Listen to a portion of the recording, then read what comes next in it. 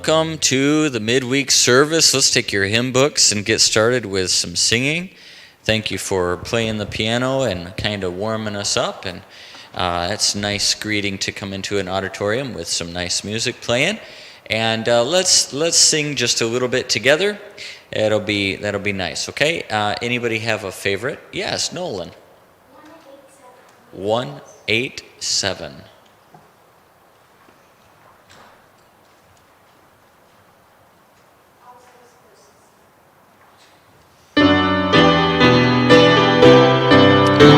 All 6 verses. Amazing grace, how sweet the sound that saved a wretch like me. I once was lost, but now I'm found. Was blind, but now I see. 'Twas grace that taught my heart to fear, and grace my fears relieved. How precious did that grace appear the hour I first believed.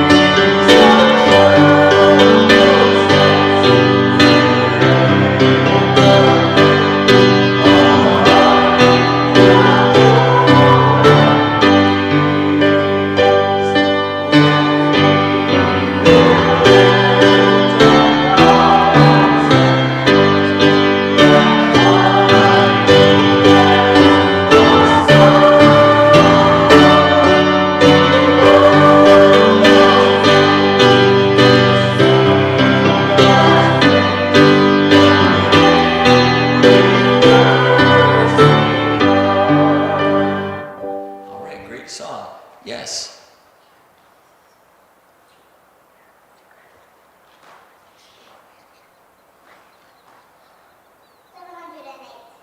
708. Mm-hmm.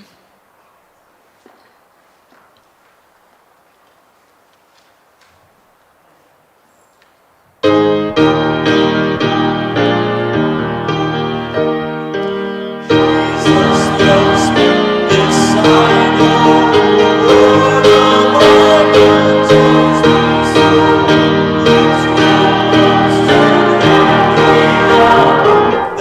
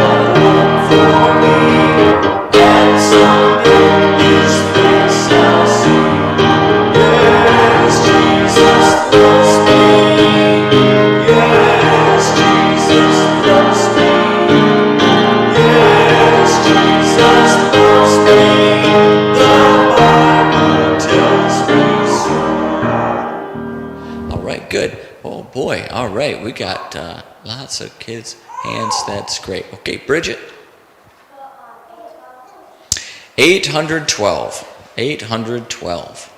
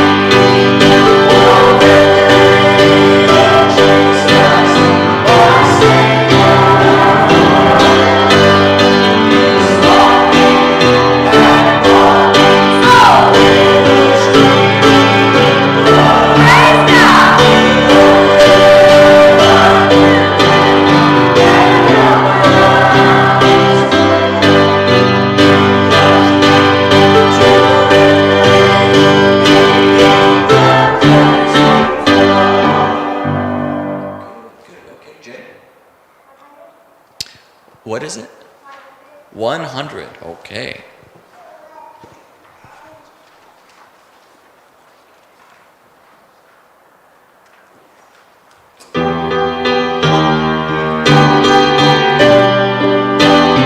Let's do the first and the last.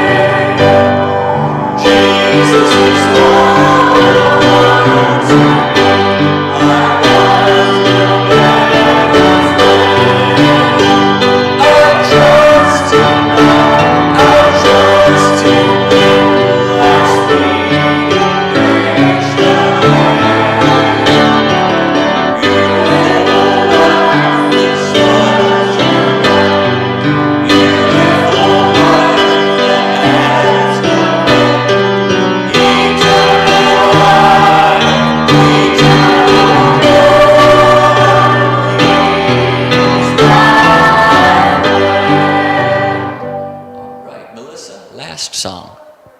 414. Okay, last song tonight, 414.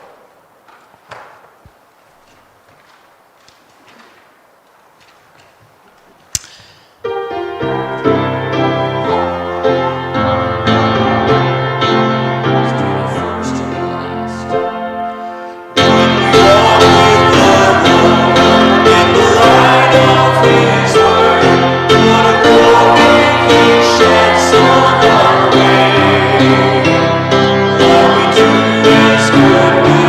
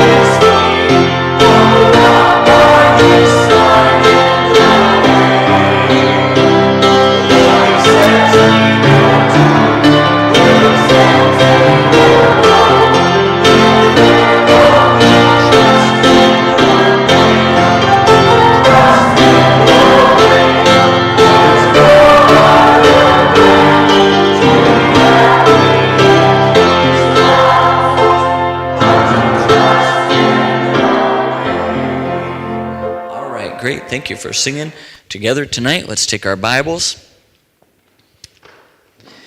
And thank you, Mrs. Glassford, for playing piano. All right.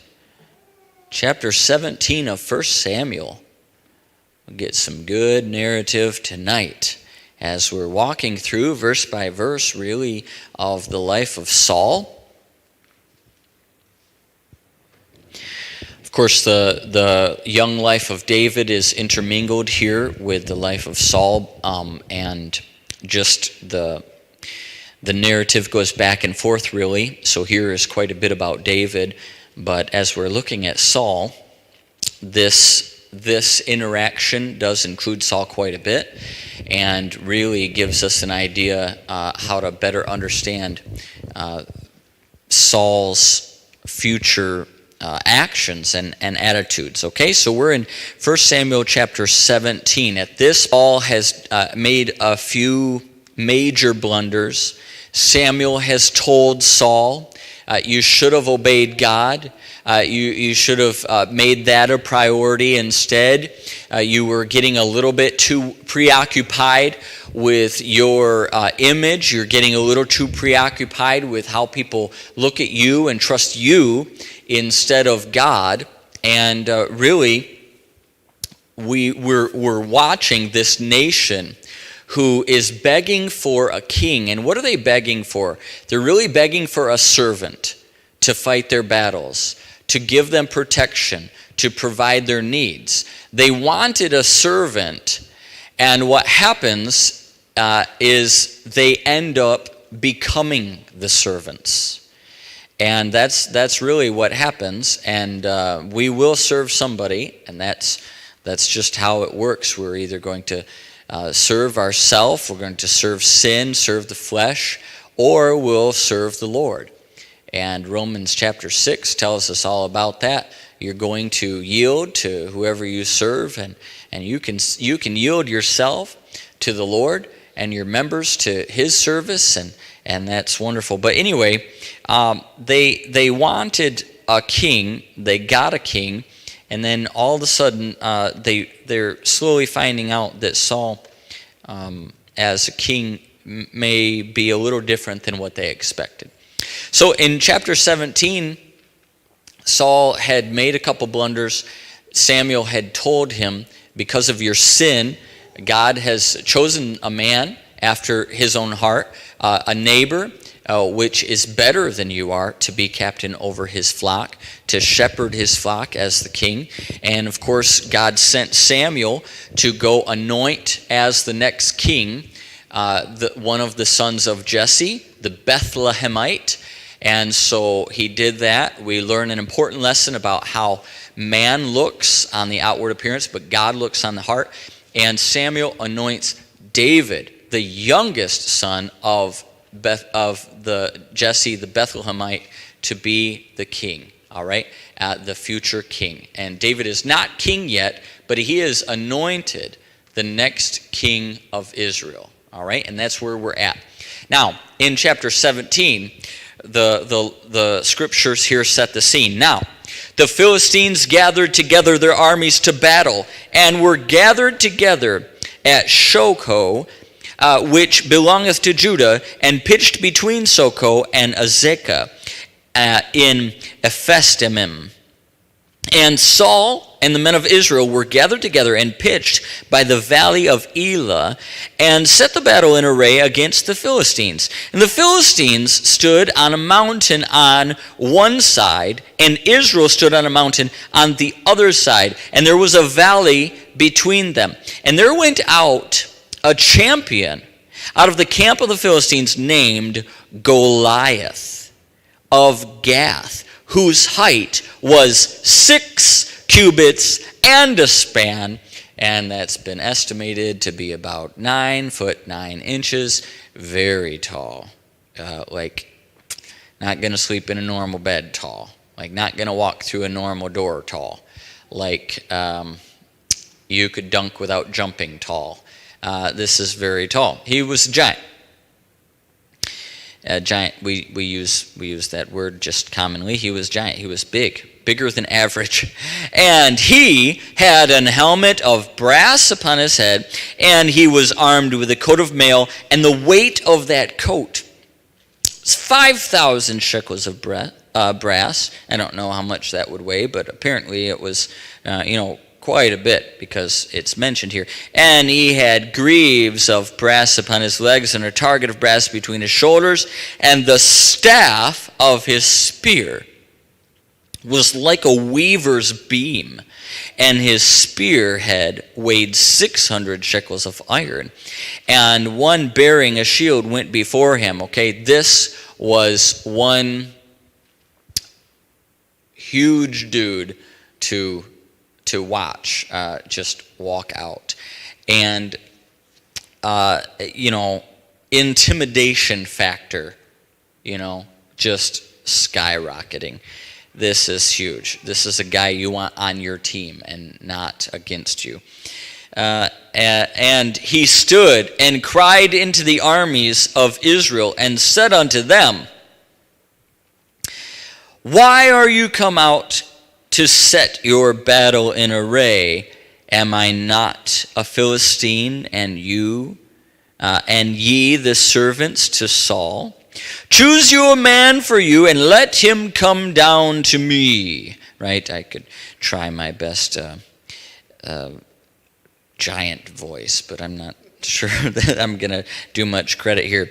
If he be able to fight with me and to kill me, then we will be your servants. But if I prevail against him and kill him, then ye shall be our servants and serve us. Now, this man is massive. And also, he's a liar. He's a liar. Because you know what happened? Goliath dies.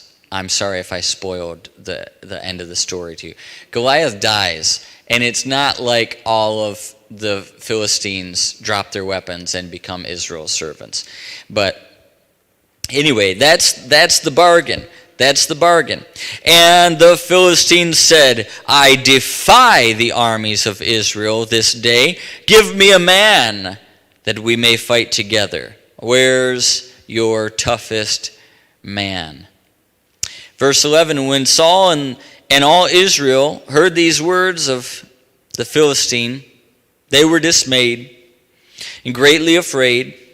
Now David was the son of that Ephrathite of Bethlehem, Judah, whose name was Jesse.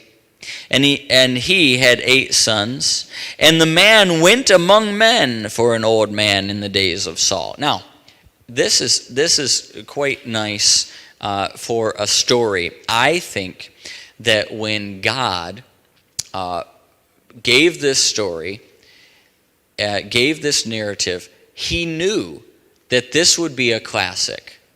And so he put in context here so that people that just turned to 1 Samuel to read the story of David and Goliath are going to get a little bit of the background story of Jesse, where Jesse's from, how many sons Jesse had, who Jesse was. If you're just reading the story all the way through, we just learned about Jesse. We already know that, he's from Bethlehem. We already know Jesse. We've just met him. But here we have a quick little introduction, quick little sidebar, quick little context to David's father. So as the scene switches over, that David, David the son of Jesse here, and who Jesse was, it says in verse 13, and the 3 eldest sons of Jesse went and followed Saul to the battle. And the names of the 3 sons that went to battle were Eliab, and the firstborn, and next unto him Abinadab, and the third Shammah. And David was the youngest, and the 3 eldest followed Saul. Okay, got the picture? Jesse, the Bethlehemite, has a lot of sons. David's the youngest. 3 oldest are soldiers with Saul. Verse 15, but David went and returned from Saul to feed his father's sheep at Bethlehem. Now, remember, where was David? When it says he returned to feed his father's sheep. He returned from Saul. Well, remember last time we studied the last chapter, David was ministering to Saul with music. Okay, he was playing evil spirit from the Lord was terrorizing Saul, and David was playing the harp and helping Saul. He was ministering to him, and even had a place of doing a little bit of armor bearer work. Anyway, David was doing that. He goes back home to Jesse. Okay, this is not out of order chronologically. He had gone back, returned from Saul to feed his father's sheep at Bethlehem. And the Philistine drew near morning and evening and presented himself 40 days. 40 days. You know what? People were a lot more patient back then. 40 days this is going on. And once again, we have already seen that Saul makes bad decisions when time just lingers on, and maybe there was some criticism of him, maybe there were some strong opinions. I don't know. The Bible doesn't say that. You know, Saul doesn't know what to do, and here's just this giant, and it's like maybe he'll just go away, you know. But 40 days later, he is still there, and he presents himself 40 days. And Jesse said unto David his son, take now for thy brethren an ephah of this parched corn, and these 10 loaves, and run to the camp to thy brethren, and carry these 10 cheeses unto the captain of their 1,000, and look how thy brethren fare, and take their pledge. Whew, he's got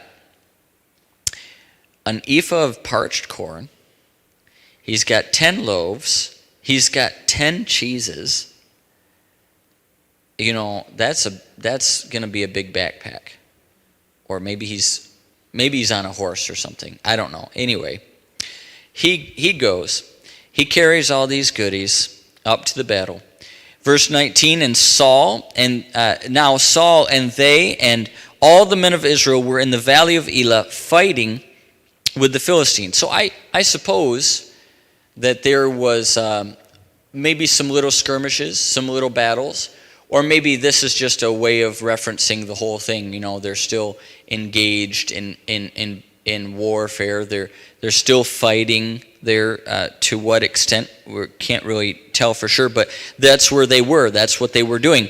David rose up early in the morning and left his sheep and with a keeper, and took and went as Jesse had commanded him. And he came to the trench as the host was going forth to the fight, and shouted for the battle. Okay, so there were little skirmishes. There were little battles here and there. For Israel and the Philistines had put the battle in array against the army against army. And David left his carriage. Okay, so there is a carriage. There's a carriage. He wasn't bundled up with this in a giant knapsack here. He had some kind of carriage. That's good. That's good to hear.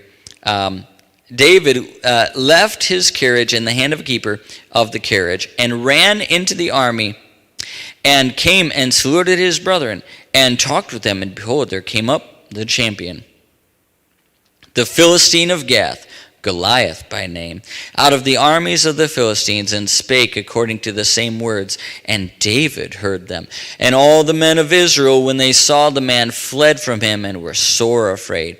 And the men of Israel said, have you seen this man that has come up? Surely to defy Israel is he come up.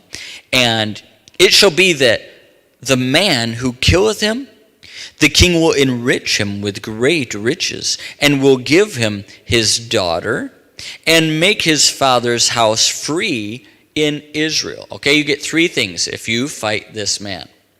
So obviously, Saul had tried to solve the problem. How are you going to solve it? Well, let's motivate somebody to get out there and fight him. Come on, you guys. Somebody's got to be willing to do it. Somebody's got to be ready. You hear the way he's talking? Somebody's got to do it. And I tell you what, if you win, I'll give you great riches. I'll give you great riches, right? Okay, yeah, riches come and go. Okay, I'll tell you what. If you win, I'll give you great riches plus one of my daughters. You know what happens when you're married to the king's daughter, right? Politically, like, you're set. You know, you'll probably have some kind of position, esteem, right? Yeah, you get one of my daughters, okay? All right? Who will be first in line? No? Okay, I know, I've got it. I've heard some murmurings that politically not everybody agrees with my policies on the taxation and what everybody owes and what everybody's required to do. Here's what I'll do. You all love your families back home, right? Yes. Whoever beats this guy, I will give him great riches. I will give him a wife of my daughters. And I will make his father's house free. That's right. Free. Free. No more taxes. You don't have to give up anything. You don't have to participate in all of the nonsense that we've all had to participate. Well, I mean, not me, I'm king. But that all of you have had to participate in. No, your father's house will be free. Now, who will go for that? Who's the first? Who would like to take advantage of that? No one. No one. No. What good is it when I'm surely going to die at this giant, he's just going to slaughter me. I'm not going. Anyway, that news got back to David. I don't think that really impressed him very much. David was more concerned about honoring God. It says here, and David spake to the men that stood by him, I'm in verse 26, saying, what shall be done to the man let's see, I lost my place. What shall be done to the man that killeth this Philistine and taketh away the reproach from Israel? For who is this uncircumcised Philistine that he should defy the armies of the living God? Like, we got to be kidding me. This is a creation, a disobedient creation. And the Creator is the one who gives us power and strength and enables us. Who is he that he would defy? Verse 27, and the people answered him after this manner, saying, so shall it be done to the man that killeth him. Wow. Now David's got an audience. You see that? He was talking with a few men, and there were some men of Israel that were afraid, and they were telling David what will happen. And then David starts to speak, and here we have David spake to the men that stood by him, and we've got right there listening. In verse 27, the people answered him after this manner. Wow. Okay, so no wonder David was easy to follow as a leader. He trusted the Lord, and that's a wonderful trait of his, that he looked to the Lord and he trusted the Lord. That helped him a lot with fear, and so and it works. You trust the Lord. Nobody that has ever trusted the Lord has ever been disappointed. You know that? We fail over and over and over. I do things on my own, trying to solve it, and fail over and over and over and over and over, and regret decisions. But no person ever in the history of all people everywhere, no husband has ever, no man has ever, no wife has ever, no one has ever relied on the Lord, done it his way, and that not turned out the way that it's supposed to. The Lord is faithful. Everybody that has ever relied on the Lord has received his faithfulness. And that's exactly what David gets here. So when the crowd of people is around him, now all of a sudden, verse 28, and Eliab his brother heard when he spake unto the men, and Eliab's anger was kindled against David. And he said, Why camest thou down hither? And with whom hast thou left those few sheep in the wilderness?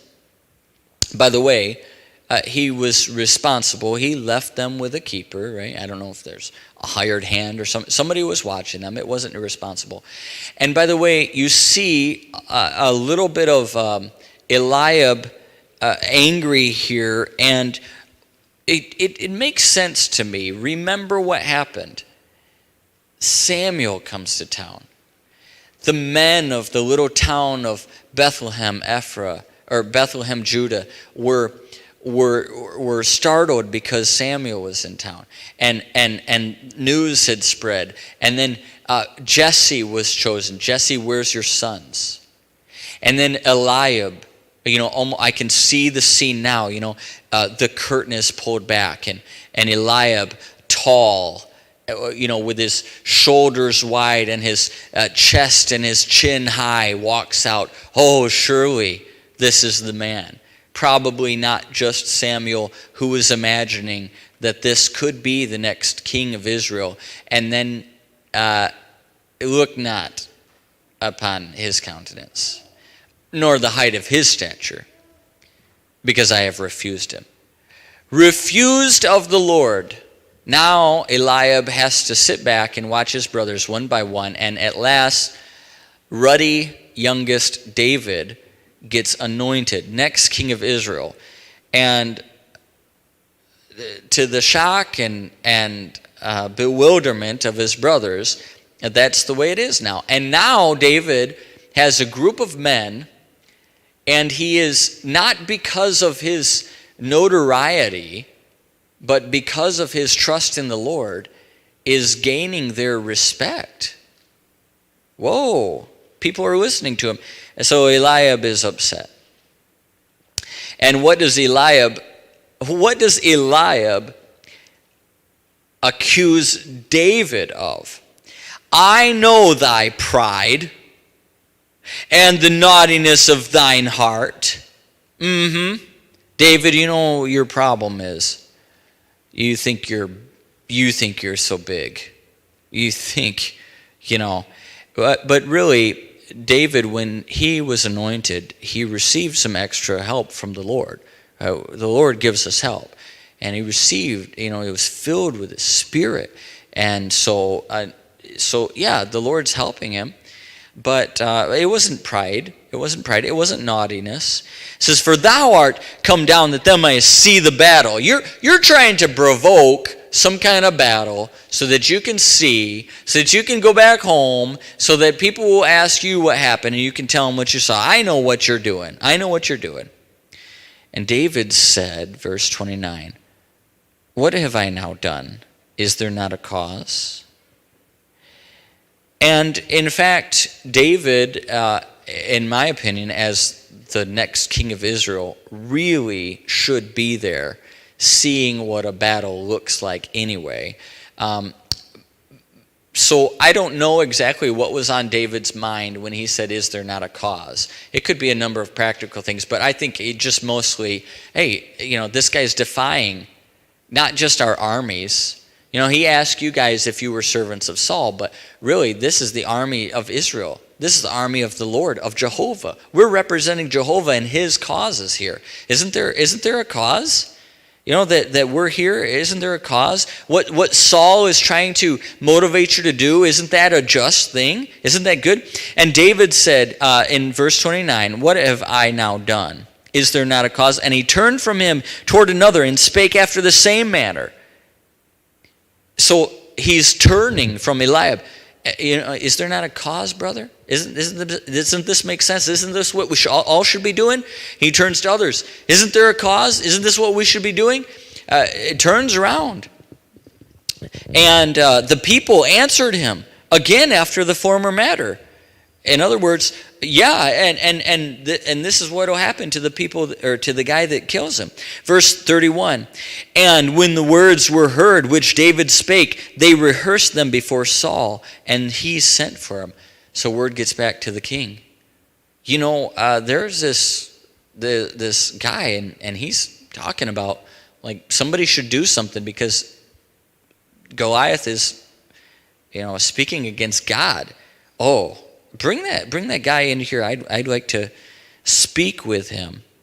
He sent for him. Verse 32, David said to Saul, no man's heart fail because of him. Thy servant, in other words, that's how humble people talked back then. Thy servant will go, talked about themselves. So David's saying, I will go. Thy servant will go and fight with this Philistine.